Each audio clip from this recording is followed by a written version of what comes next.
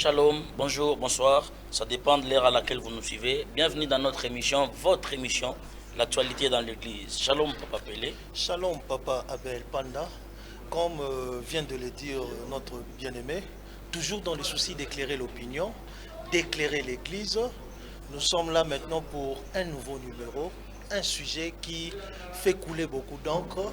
Et c'est pourquoi ce soir, je crois qu'avec ce sujet, des vies seront sauvées. D'accord, comme vous l'avez dit, dans le but d'éclairer l'opinion et l'église de Dieu, nous avons des sujets, des actualités qui se passent dans l'église. C'est comme ça que nous avons fait appel aux expérimentés dans les domaines afin qu'ils nous donnent beaucoup plus de lumière dans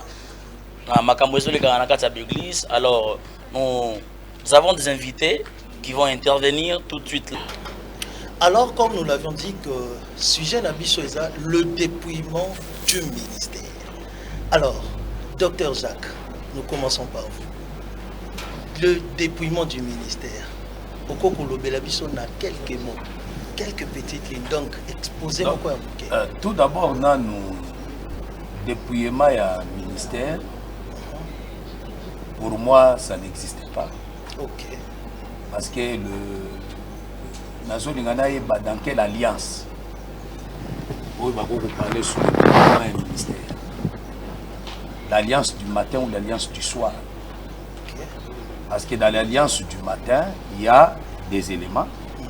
L'alliance du matin. Et l'alliance du soir, où ils allaient après la mort de Jésus. Parce que quand je parle de l'alliance du soir, je vois la mort de Jésus. Après la mort de Jésus, après l'œuvre de la croix, dans Acte chapitre 2, le Saint-Esprit a bandi Moussala. Josué Ephésiens chapitre 4, verset 10 à 11, où ils allaient parler, il a fait les dons aux hommes. Ce n'est pas les hommes,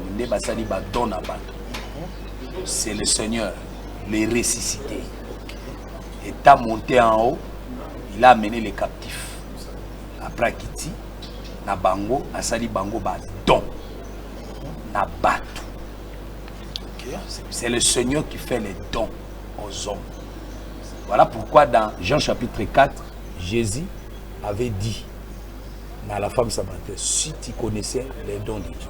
Parce que le problème était où? Le problème est qu'il y a que ce qu'on y baki likabo. Olingako likabo nanzabo olingako senga ngamai. Ozomona parce qu'il y a ibisaki ke mayo nga na opesa yo et kokoma liziba na kati na yo. Maintenant la femme a ibisi. Ozana eloko ya botoka maite. C'est que libulu amayi ezali. Libulu amayi wana ezalaka ya notre père Jacob. Ye moko amela mayi wana amelisa bana na ye, amelisa pe bibwele na ye. Mais balobela basité.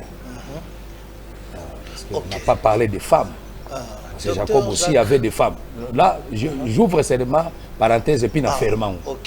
Je continue à penser dans la dans quelques minutes. Ouais. Ça veut dire Liboulouana, il faut pas toka maï na Liboulouana parce que la femme a dit que le puits est profond.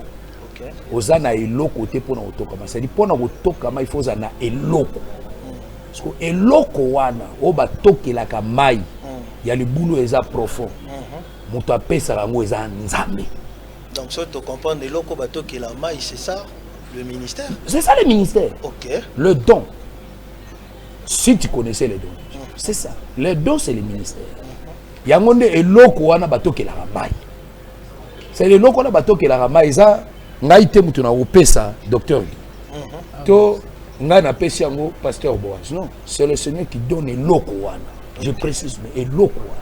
Parce que le loko wana muto apesa yango nzambe. D'accord. Donc ça dit la question posée sur le dépouillement ministère. Bon, je ne sais pas comment on va dépouiller l'oko. Oh, Nzamba Pessi. L'oko Nzamba Pessi. On peut dépouiller ça. Merci beaucoup, docteur Jacques Moutombo. Et l'oko Nzamba Pesaka. En fait, ça répond déjà à une des questions que je devrais poser. Parce que je viens chez le docteur Gimboyo. Je voulais déjà comprendre. Parce que vous avez déjà compris que nous parlons du dépouillement. Il y a un ministère. Ici, je voulais poser une question. En fait, c'est quoi le ministère? Qui donne le ministère et qui peut dépouiller du ministère? Parce que c'est là où le problème commence. Le ministère, on a nos anini. Qui donne ça et qui peut dépouiller le ministère? Docteur Gimboyo. Merci pour la parole. D'abord, je commencerai à dire à tous nos téléspectateurs, là où ils me suivent de partout, que le ministère, c'est une responsabilité à laquelle le Seigneur a donné aux hommes qu'il s'est choisi de son propre gré. C'est ainsi que vous pouvez lire avec moi dans Matthieu 19, le verset 11 à 12. Plus précisément dans le verset 12, lorsque le Seigneur évoque la situation sur les eunuques. Il dit, il y a les eunuques qui se sont fait appeler d'eux-mêmes. Il y a ceux qui sont été établis par des hommes. Et il y a aussi ceux-là qui les sont de le sein de leur mère. Voilà. Déjà, par rapport à cette écriture, je m'engage à dire que le ministère, ce n'est pas quelque chose que les hommes ont donné à un homme, ou quelque chose que l'homme lui-même s'est octroyé la chose, mais c'est le choix de Dieu. L'apôtre Paul dit une imposition qui nous a été faite. Ce n'est pas la volonté de l'homme. Et d'abord, de par le but du ministère, c'est pour le salut. Et une autre question qui est dans la même question que vous m'avez posée, je dirais aussi, le ministère étant un don, comme mon précieux aîné, Dr Jacques vient de le dire, étant un don, mais c'est un don qui est lié à la notion du Seigneur. Parce que dans 1 Corinthiens 12, vous remarquerez que l'apôtre Paul fait allusion, lorsqu'il parle des dons spirituels, il dit l'esprit. Mais lorsqu'il parle du ministère de la parole, il parle du Seigneur. Lorsqu'il parle des opérations, il parle de Dieu. Donc, si on veut clairement définir le ministère, voyons le Seigneur. Peut-on dépouiller le Seigneur de ce qu'il est? C'est pratiquement impossible. Parce que la seigneurie, c'est un absolu qui est un atout qui manifestera plus tard le don. Parce que c'est par le ministère qu'il y aura aussi la manifestation des dons. Dépouiller quelqu'un, non. Et je dirais plutôt, il faut observer plutôt s'il y a le don du ministère de la parole ou s'il n'y en a pas. Donc, vous voulez dire que le ministère, c'est Dieu qui le donne, c'est ça? Et le ministère, c'est Dieu qui peut le dépouiller. Exactement. Ou bien Tolandio malam ou déplaçoir. Na kosembola malam pona ndeko nyonso ayo kabiso malam. Nzambe na kati na boyokani oyo. Aza incapable ya kobulongola likabo apesi moto. Parce qu'il y a toute une écriture qui dit que Dieu ne se répand pas de ses dons. Mais docteur Guy, et dans l'écriture moko lobi dans Apocalypse à l'obis, sinon je viendrai, j'ôterai ton chandelier de sa place. Est-ce que, et l'Okwana, ce n'est pas le ministère, parce que le ministère aussi a le but d'éclairer le chandelier, n'est-ce pas? Là, il faut qu'on ait un peu de la précision, qu'on ne fasse pas l'amalgame de mots au sujet de ce qui concerne la lumière qui est dans l'Apocalypse 2, à l'église d'Éphèse. Ça, c'est la vie même. Mais la vie, que la lumière que le ministère apporte ici, et le ministère elle-même, c'est des choses différentes. Je prends l'exemple. La lumière, c'est Salomon. C'était l'explication. Est-ce que lorsqu'il a eu à commercer avec les femmes étrangères, la sagesse était ôtée à Salomon? Je dirais non, selon les Écritures. Voilà pourquoi nous allons remarquer par la grâce de Dieu que Salomon plus tard dira que Kobanga Nzambi et le Kinyon Soto. Pourquoi? Parce que la grâce, lorsqu'elle se manifeste, la personne peut s'égarer, mais la grâce est là, le don là reste. Ce qui est beaucoup plus important, c'est d'associer les dons avec l'observation de la manifestation des dons par rapport à l'enseignement. Merci, docteur. Alors, tu as Papa Boaz. est-ce qu'il y a une différence? Parce que tozo comprendre était moi eza ebele tozo kakoto excommunication, tozo kakoto livraison, tozo kakoto dépouillement, to komi na moi boulou yeke. Est-ce que vous pouvez couper sa différence entre ces trois mots? Est-ce que ça la différence? To eza eloko moko to eza ndenge nini papa? Merci beaucoup. Na lingaki nano na apporter une petite différence avant de répondre à ta question. Parler du ministère tout court, on a battu côté théologie, battu basa littéral, cause de difficulté. Ce que je peux comprendre par la définition, le ministère c'est une tâche, une charge. Maintenant, il y a le ministère que nous parlons ici, c'est le ministère de la parole. Bato Yozamba Bengi, na écriture mpaka Jacques Apesi à Ephésiens 4:11. Nde place biso tozolobele. Mais tozolobele ministère et même monto azo kombole na église, il a le ministère. C'est une charge, c'est une tâche, c'est la responsabilité. Même monto yo azo lambela batei yo azo sunga musala nzambe, tout ça c'est un ministère plutôt. Mais ministère tozolobela wa eza ministère ya lotomo ya liloba. C'est le ministère de la parole. Nous devons d'abord être précis sur ce point-là avant ya kokota na ba détail. Alors, j'ai rejoint vraiment mes précieux prédicateurs, mes aînés, pour comprendre d'abord que il y a quelque chose que le Seigneur lui-même a donné. Et lui-même fait le serment qu'il ne se répand pas de ses dons ni de son appel. Alors Dieu appelle quelqu'un, il lui donne quelque chose. Obligatoirement, un homme de ce monde ne peut jamais ôter ce que Dieu lui-même a déposé dans l'homme, ou bien ce qu'il a semé. C'est là où nous comprenons que si on ne comprend pas cette façon-là bien, on tombe dans l'égarement. Nous croyons que dans l'église, si quelqu'un peut faire le mal, s'il y a un péché quelconque, on peut sanctionner quelqu'un, il y a des termes employés dans la Bible que nous allons voir vraiment dans notre débat.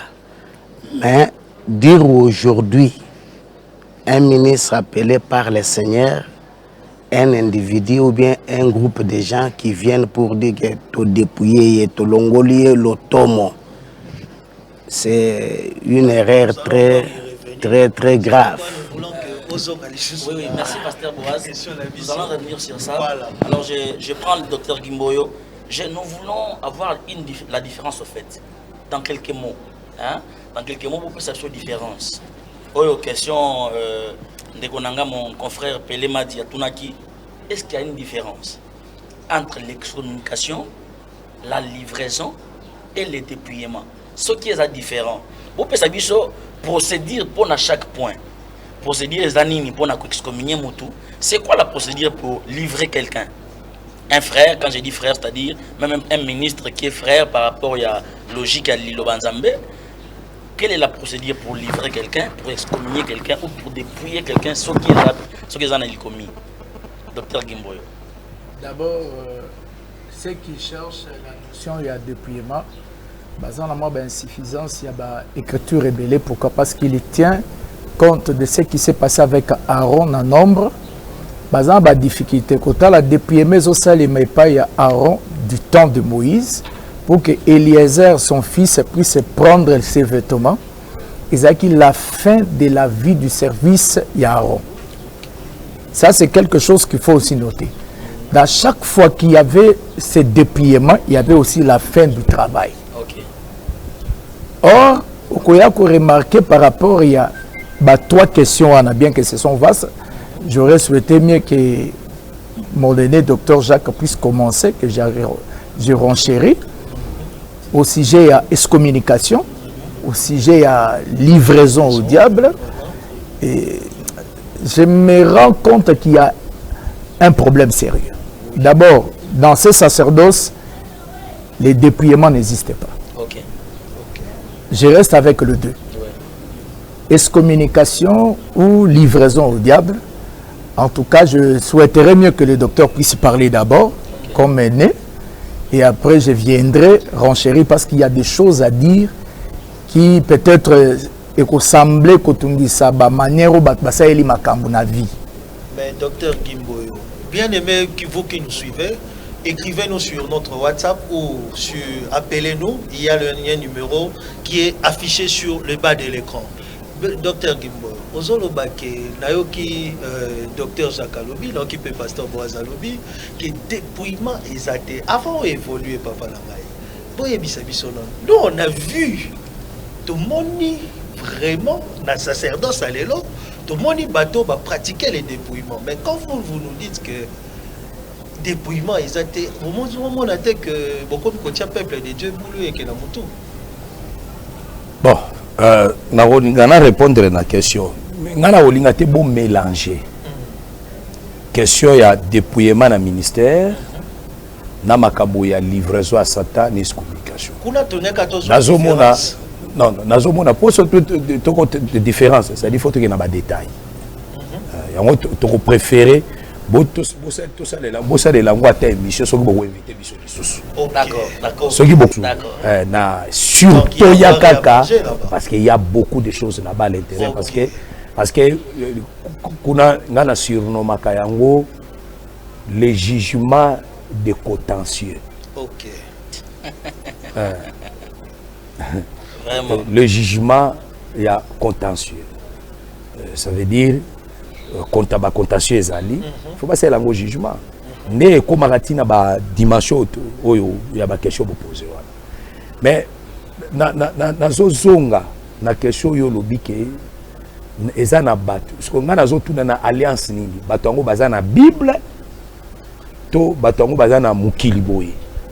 Parce que na kotala ka Bible na alliance toza na ngolelo na tikalo monate. A commencer par les apôtres. Ti ba Paul ba ye ba Koufi en tout cas l'écriture mon côté na moni ba dépouiller. Mais na liga qui correspond à la question mon ko poser qui docteur sur le chandelier. Tout d'abord voilà ce qui mutake kuna mais l'Apocalypse ezali livre ba symbole. C'est un livre symbolique. Le ministère comme un symbole là. Non. Le ministère est un travail dans Kachamutu. Le ministère est un symbole. Le ministère est un travail dans Kachamutu. C'est une charge. On va payer mutu. Balongola ngote. Et sa charge c'est nzambe dans Kachamutu. Na okoma wana. Parce que le ministère est un nzambe dans l'homme. Ah, OK. Nde mutu wana sko ba bengi ministre. Ministre, c'est celui qui a les ministères. C'est ça. Mais, tu as likambo ya chandelier, j'ôterai chandelier. Mais, faut. Wana bazolo bela makambo belé. Wana za makambo les 7 églises d'Asie. Bazolo bela individuité. Amen. Bazolo bela mutu moko boité ba ôter chandelier na katne non. OK. Bazolo bela une église. Bazolo belande bato wana bazali belé mais chandelier zali moko. OK. Donc là ils a débat mususu. OK. Ils a débat mususu. Et puis ce qui va lobby chandelier ils a ramené les ministères. Parce que les ministères wana où ils ali chandelier ils a 5 choses à l'intérieur. Les 5 dons ministériels. Là est-ce que mutu moko et moko bazakana 5 dons ministériels na kati so ba ko comparer loko wana na que le ministère eza chandelier na kati ya mutu to kolongola yango et puis mutu azolo akuna jotere eza nzambe oui et abatute mais nzambe osala kana kati non nzambe il peut pas agir comme ça. Dieu n'agit pas comme ça. Et puis chandelier eza na 5 parties na kati eza na 5 éléments na kati. OK. Parce que le chandelier eza Joseph. Oui, il y a 5 frères. ozomona sali wani komi makamu milai. OK, merci beaucoup. Parce que les chandeliers à Jacob na kati ya Jacob na Genèse 49 abimisa 5 éléments. Parce que na kati ya Genèse 49 na Jacob tanga zo bimisa bana na emito abimisa bana na emito nous comme des animaux. OK. Bazara 5. Na kati ya Genèse 49 abengi Juda lion. Abengi Dan serpent. Abengi Benjamin nani loup. Abengi Isankar Anne. Abengi nani Neftali biche. Baza 5. OK. Mbala moko Jacob azobi ma chandelier. C'est le soleil. Amen. Merci beaucoup. Non, il ne faut pas entrer là parce que nazo kita. Oui, parce qu'il faut évoluer les missions. Dozo évoluer. Natanga écriture moko. Pona kende susu ko vandisa iloko wana malamu. OK. Nazo zwa Actes des Apôtres chapitre 4. Écriture et le Bible. Verset et non Acte 20 plutôt. Acte 20 verset 24. Mais je n'ai fait pour moi-même aucun cas de ma vie, comme si elle m'était précieuse, pourvu que j'accomplisse ma course avec joie et les ministères que j'ai reçus du Seigneur Jésus, d'annoncer la bonne nouvelle de la grâce de Dieu. Ça veut dire les ministères, ceux qui m'ont dit, ils ont annoncer la parole, la grâce du Seigneur.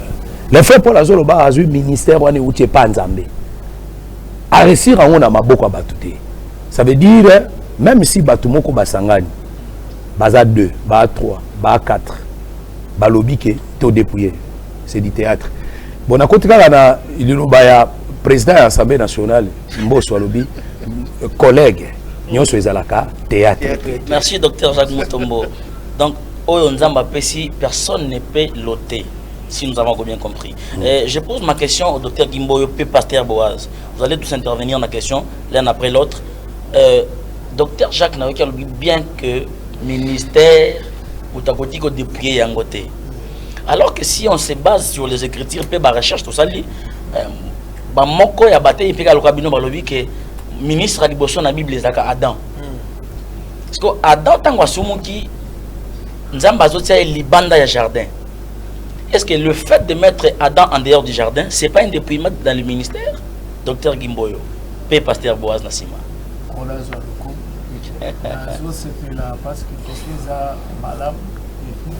En tout cas, bandeko bazomona ngo na sens wana humilité esungaka pona koyekola. Parce que nazo croire que mutu soka zondi mabonga osana facilité mais au moment que so ba lo babongo bazobosana ke balataki elamba. Balataki a elamba comment quelqu'un qu'on est en train de dépouiller et balati elamba va batia libanda. Non. Adam n'avait pas perdu Azaki dépouillé. Comme preuve, dans Genèse 3 wana molinga miokomona ke zambazo tia molongo et pas Ève. Que dans libanda ya jardin, il faut zala na se ya autorité ya Adam. OK. Donc tozo so la malamu ke Adam azalaki na autorité likolo na Ève. On a zone d'imapé que Ève lokola monsanto to et tout luku ya basantu.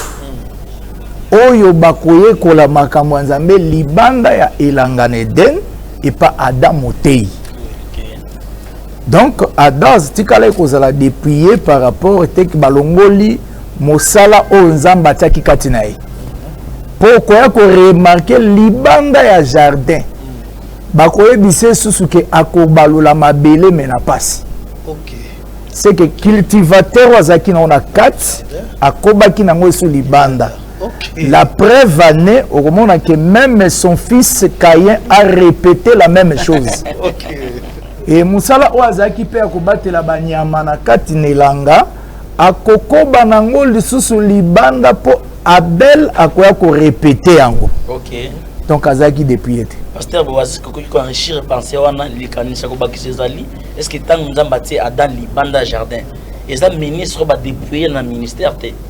Parce que tout le monde a que le ministère aussi, c'est les jardins. Je crois... Le ministère est Moussala. Dans un Moussala, c'est la bilanga. Quand Sumuki, Dieu l'a mis, il banda ya jardin. Est-ce que le ministre va déployer? Personne ne soutient les péchés. Ok, comment ça? Oui. Personne ne soutient le mal. Et tous nous croyons que quand il y a un mal, on doit sanctionner. Mais procédure est allée. J'ai beaucoup aimé Makambo Kouloutou Jacques Alobi que ceux qui beaucoup de la émission, to panza dépouillement puisque ceux qui ont tangi l'émission sur les sanctions. Ceux qui ont tangi bien Mokandé à 1 Corinthiens 5.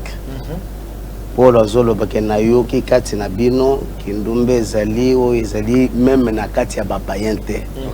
Tina lolenga ya moko na bino azui mwasi ya tata na ye. Azolo bake que cet homme soit livré entre les mains de Satan. C'est ça non? Ezabilo qu'il faut koyeba. Maintenant, problème moi biso to bozo nager nango peut-être boza na likanisio yozo linga ko bima polelete mais tozo comprendre ango. Tozo ndima ke dépouillement na dispensation na biso ezalakate.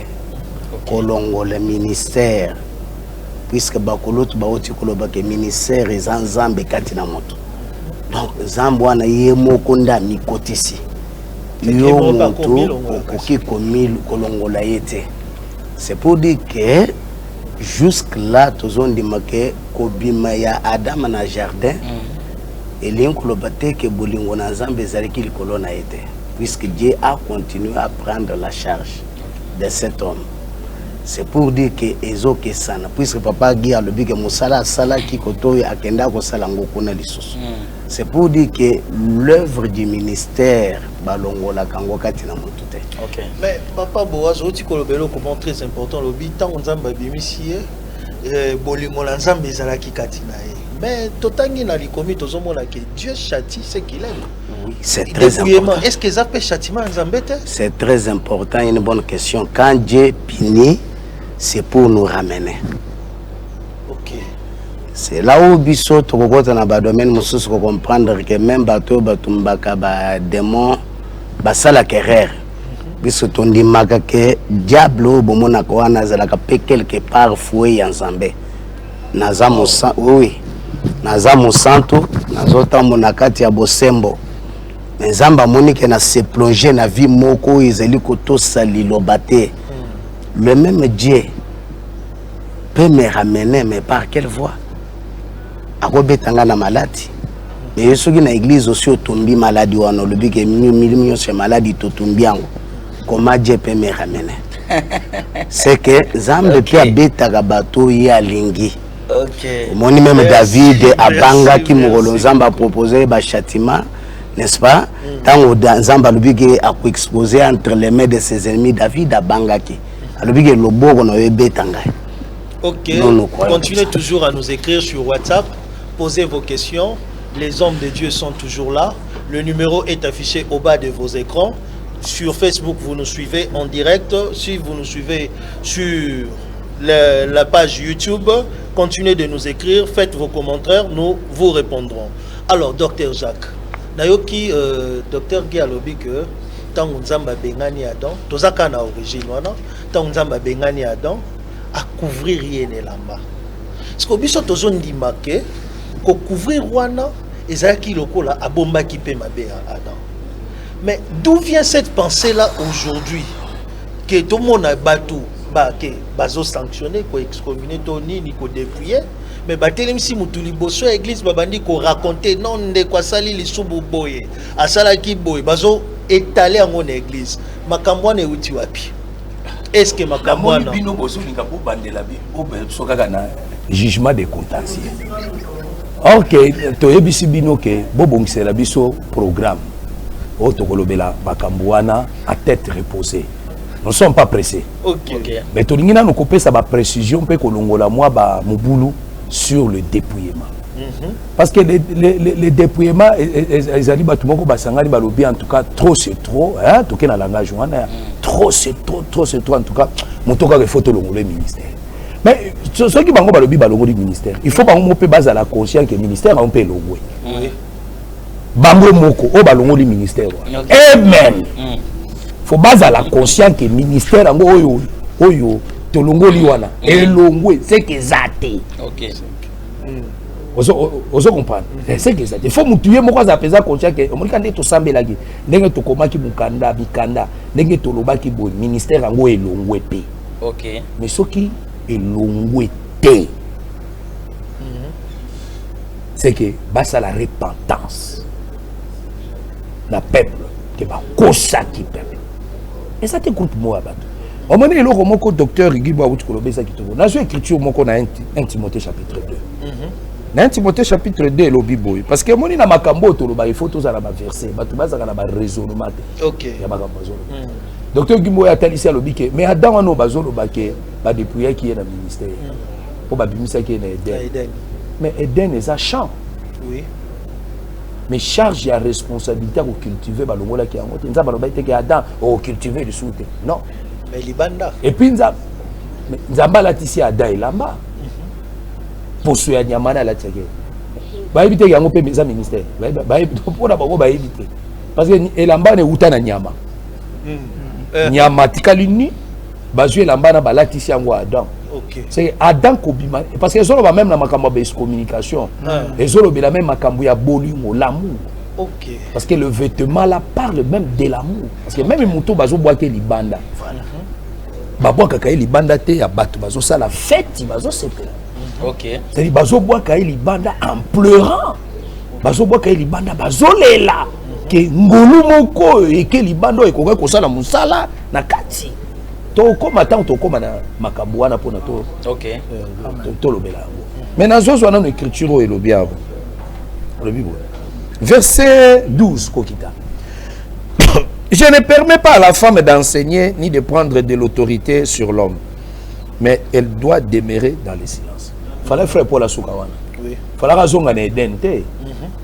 Na Eden à l'obéri. Car Adam a été formé le premier, Ève ensuite. Yokasko kita. Et ce n'est pas Adam qui a été séduit, c'est la femme qui, séduite, s'est rendue coupable de transgression. Ça dit, les frères Paul a obéi sur le ministère de la parole. Paul a obéi sur le ministère de la parole. Dans le ministère de la parole, que je ne permets pas à la femme d'enseigner. Mais il fallait qu'à bandana nous, je ne permets pas à l'homme d'enseigner. Et la femme, pourquoi? Parce que à partir d'Eden, Adam Bengana qui est, dépouillé qui est dans le ministère. Oui. Non. Le frère Paul savait que même Adam avait cette charge-là. Il continue à travailler. Batia qui est libana mais dépouilla était. OK. Batia est libana mais dépouilla qui était. Muto oyo Paul azo peki sa fungula muno côté pour mander pesa mera qui até eza Ève.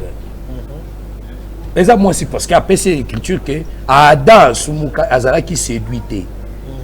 Moi sinda azala à se rendre séduite.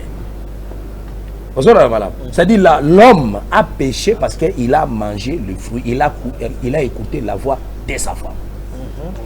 C'est ce que l'écriture dit dans Genèse 3. Parce que tu as écouté la voix de ta femme. Donc, avant de faire l'écriture, parce que l'écriture n'a pas de Abdias. Dépouillement, il y a Abdias. C'est un faux débat. Dépouillement, il y a Moïse. Moïse a couffé l'écolo. Ce n'est aussi pas Moïse. Parce que Aaron a Moïse. Parce que Moïse, il a dit bilamba terre. C'est un dépouillement, les lambana sont balongoli mutu dans soto. Mais bazolongo l'Abdias. Abdias est un balongoli. Abdias a couffé. Abdias a couffé. Même les sacrificateurs dans 1 Samuel chapitre 21. Oh, il y a ça qui David m'a parlé. Tant que Saoul a comprendre que mapa ekei na Jida bile ya ba Lévi ya ba sacrificateur Lévi eke na Jida c'est que bonga nga ezali transmission eke na Jida yo tikali yo tu n'as plus droit à vivre. Saoul Abomaï. Mais ce sont des prophéties. Ce sont des prophéties. Kokufa neza kokufa physique. Et ça spiritualité. Et ça physique. Yangonga la lobi boy. Soki mutu. Alingi kolakisa ke. Tolongoli mutu na ministère. To dépouiller na ministère. Il faut yeba à vérifier si réellement le ministère a elongwe. Ok. Et il n'a pas confirmer davantage que cet enseignement est un enseignement charnel. Merci docteur Jacques. Et ça, enseignement charnel. Charnel et diabolique. Sorcellerique. Chers téléspectateurs, nous sommes en train d'aborder les sujets qui vont certainement vous éclairer parce que notre objectif, ou l'objectif de la mission, c'est éclairer l'opinion, éclairer l'église par rapport à la zone d'ombre et côté Nakata Magambo-Nzambe. Donc, ceux qui n'ont pas docteur Jacques bien, docteur Gimboyo, ceux qui battent Basangani, on va dépouiller le docteur Gimboyo et ça jugement de contentieux. Et la question est que Basani Bolingo, Bayokani, ils ont un jugement en c'est que Bonzambe est en akatité. C'est ce que vous voulez nous faire croire. Exactement, c'est ce que nous disons. Donc ils ont le ce n'est ni même la pensée de Dieu à l'intérieur. C'est que docteur Gimboyo, le ministre de l'Abino, Basangani, le docteur Jacques Makambasali, on doit le mettre dehors. Va dépouiller de ce communauté, va dépouiller. C'est que Bangonde va perdre Bonzambe. Tout le monde va perdre Bonzambe. Tout le monde va perdre terre. Zamba Zalokum. D'abord, Bazar, on a moi crise d'information avec les Écritures. Du temps d'Estras et Néhémie, au moment où Basala qui analyse, il y a bande comment se retrouve qui na famille à sacrificateur. Tant Basali analyse, il y a arbre généalogique, batali na document wana, se retrouver que Basali ba fils d'Aro pour exercer sacerdoce. Okay. Dans cette alliance, nous n'avons pas le droit de dépouiller, mais nous avons le droit plutôt observer l'absence du ministère. Okay. Parce qu'il y a celles-là qui se font appeler ministres de Dieu, mais qui ne le sont pas. C'est aussi un point important ça. Ça, il n'y a pas un dépouillement. C'est plutôt l'observation de l'absence du ministère qu'on doit engager. Mais et non pour dépouiller le ministère dans l'homme. Et puis, tant que la réunion, il faut, vous êtes sans ignorer, mes précieux frères, que du temps du prophète Michée, ils ont pu Sanganaka, mais or, Michée, tant que Sangana, le baloko la bango, roi rappela que la vérité. C'est ainsi que le Seigneur a rappelé comme le roi, tout le baka solo. Ok.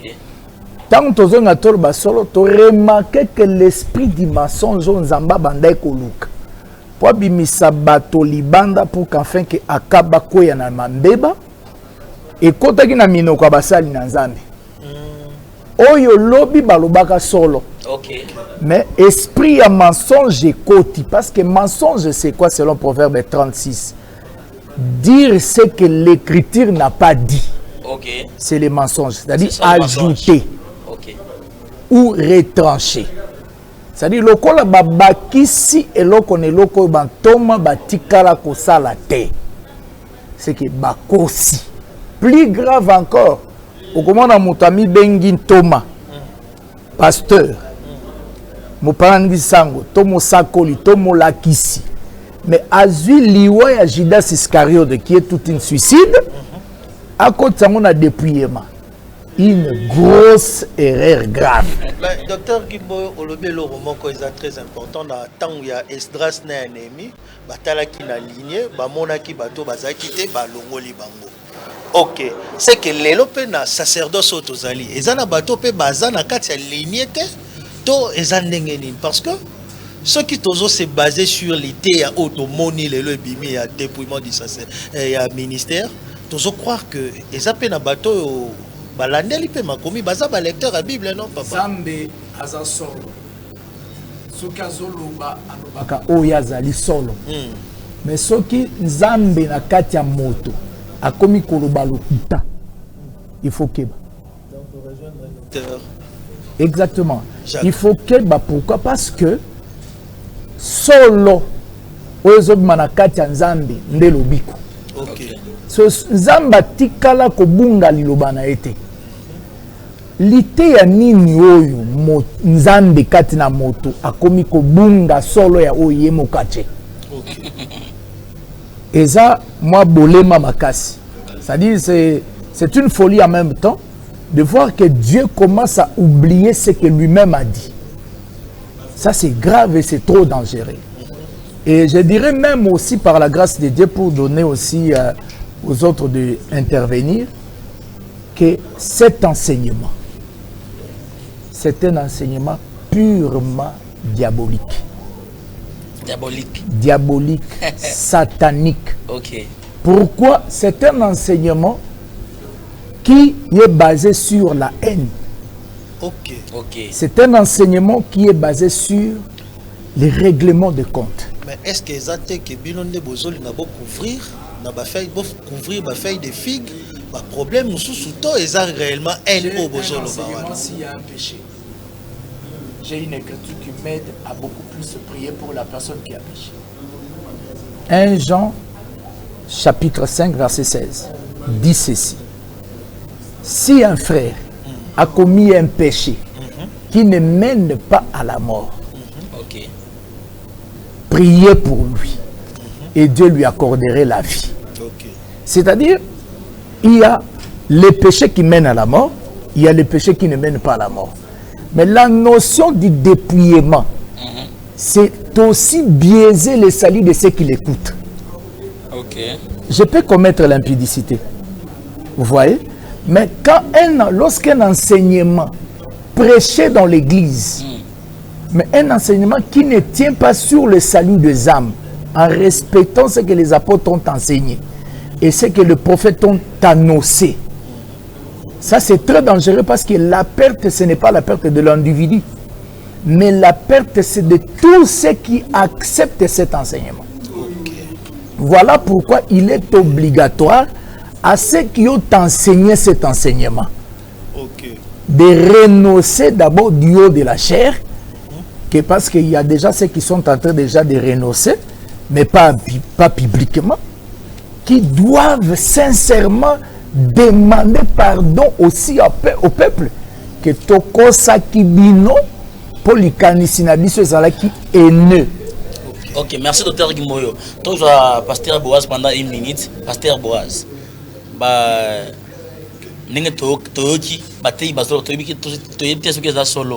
Il paraîtrait que le pasteur n'est pas bolingo mingi. Ce qui l'enseignement est commis basé sur la haine, le docteur Gimboyo lobby. Bato basangani likuwa ba ini pa mutu moko ba bazima la kisi ba komisa ngona ndenge na bango.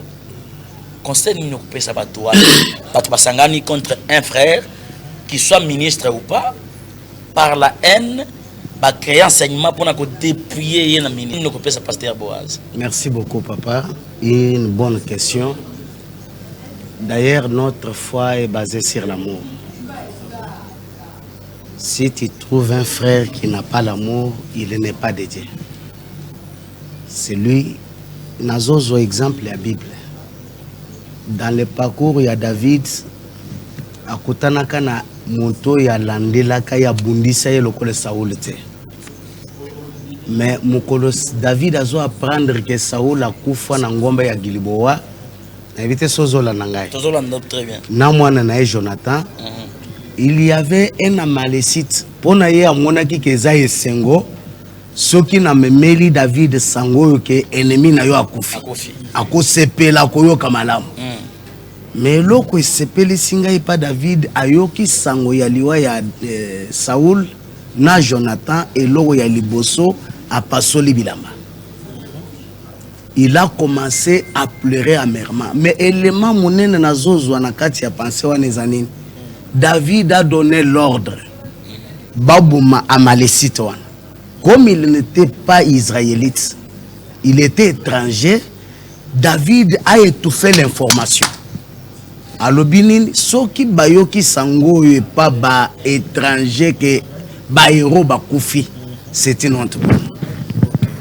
Donc mutumoko malamu il faut azala nanu na souci yande konaye soki ndeko aza na kati ya mbeba aramene ye moto mpe apesaka moto capacité ya kobongwana ou bien kotika masumu, ce n'est pas koganga nano ya bapasseur mais c'est le Saint-Esprit, c'est Dieu lui-même qui donne la capacité. Donc soki lelo moni moto ana bolingo kokangama na yete, c'est la semence du diable qui est en lui. Il peut être en veste, il est en col pastoral, il est respecté, mais si tu constates que cet homme n'a pas l'amour, il ne vient pas de Dieu. C'est un diable.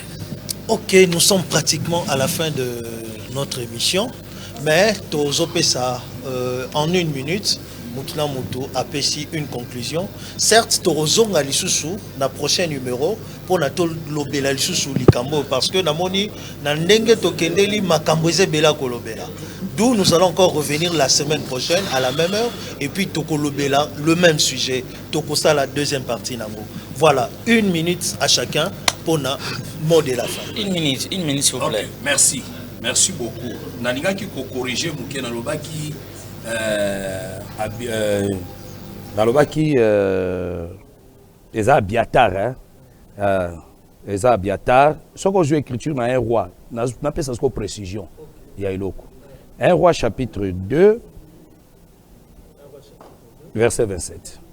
Ainsi Salomon dépouilla Abiatar de ses fonctions de sacrificateur de l'Éternel, afin d'accomplir la parole que l'Éternel avait prononcée sur la maison d'Élie. Tout d'abord, nous dépouillons Abiatar et Zagi prophétie. Zagi prophétie. Ça dit Salomon, c'était une prophétie. Zamba la kaka Élie. Élie, le sacrificateur, dans 1 Samuel chapitre 2, verset 31. Voici le temps arrive où je retrancherai ton bras et les bras de la maison de ton père, en sorte qu'il n'y en aura plus de vieillards dans ta maison. C'est ça. Si vous avez na souka, on est dans autre chose il y a souka. On a l'élo pour continuer. Écriture le Bible. Vous êtes toujours dans 1 roi chapitre 2, verset 25. 1 roi 2, 25. Le roi mit à la tête de l'armée Benaja, fils de Joachad, en remplacement de Joab. Et il mit les sacrificateurs Tchadok à la place d'Abiatar. Parce qu'on a sacerdoce, il y a les lois qui va dépouiller, il va remplacer. Pour un sacerdoce, il y a Kala. Bon, il y a Kala qui va dépouiller, il va remplacer. Bon, il y a les lois qui va dépouiller, il va remplacer. Donc c'est une question autre. Nous avons fini avec le docteur Jacques. Nous reviendrons prochainement. Nous allons commencer par le docteur Gimboyo prochainement. Pour aujourd'hui, nous terminons par le docteur Jacques. Parce que le temps est largement dépassé. La télé, c'est le temps. La télé, c'est l'air. Alors, merci à vous qui avez été disponibles à nous suivre depuis le début jusqu'à la fin. Nous vous rappelons que nos invités, c'était le docteur Gimboyo, le docteur Jacques Moutombo et le pasteur Boaz. Nous serons certainement avec eux au prochain numéro. Ils vont encore intervenir sur le dépouillement du ministère. Alors, vous avez été nombreux. Notre numéro est là, affiché sur les bas de vos écrans. Écrivez-nous, laissez notre commentaire, donnez les avis contraires. Nous allons faire parvenir vos questions. Ils vont certainement donner des lumières parce que notre objectif, je rappelle, c'est donner la lumière, éclairer l'opinion et éclairer l'Église de Dieu. Merci à nos invités. Merci à Papa Pelé qui est avec nous, mon frère avec qui nous avons présenté l'émission. Nous prenons rendez-vous au prochain numéro. Merci à vous.